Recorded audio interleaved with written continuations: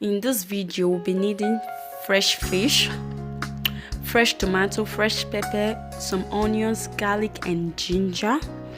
We're also going to be using salt, seasoning powder, curry powder and ginger powder as well, and also your extra virgin olive oil and stock cube, your fresh rosemary and sage.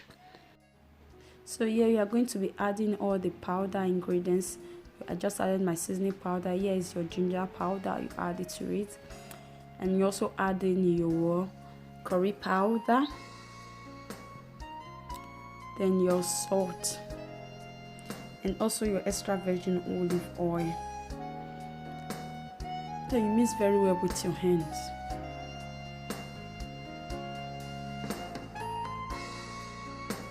Your ingredients very well into your fish. Make sure it is well penetrated into the fish, or you can also rub in your ingredients, cover for about 1 hour for it to penetrate very well into your fish before you put in the oven.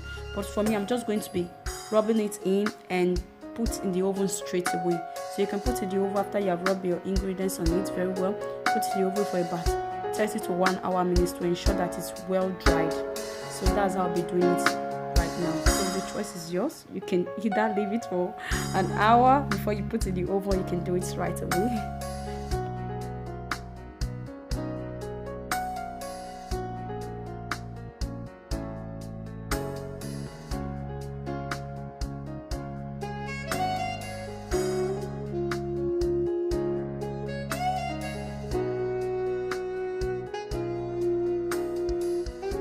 So here we go. As you can see, your fish is almost ready.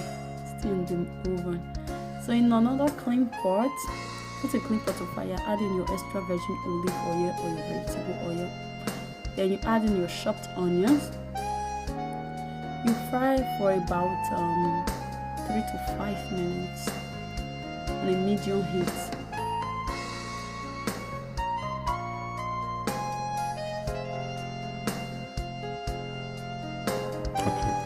So here is all your fresh ingredients. So here it is. I've already boiled it. I blended everything. I boiled it to drain off the excess water. So after frying the onions for about 5 minutes, you pour in your fresh tomatoes, all well blended. With the garlic, it's all blended with the garlic, the ginger, the onions, all are in it. So as you can see, give it a good stir. Good stir. Then you leave it to cook. Just cover and leave it to cook for about 10 to 15 minutes.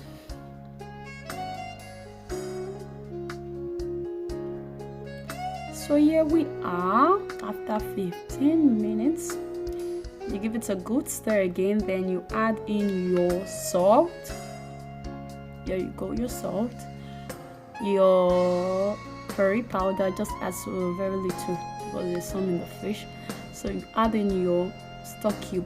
I already powdered it with my hands, so add in my stock cube. Then you stir again, give it a good stir. If you have time, you can also add to it, but I don't have a mechanical outside, so you can add to it if you want to.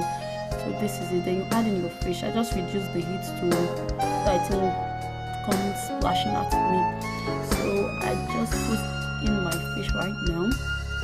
And then you give it a good stir because you want the fish to be covered in the stew. So I want to use the stew to rub the fish. So here it is.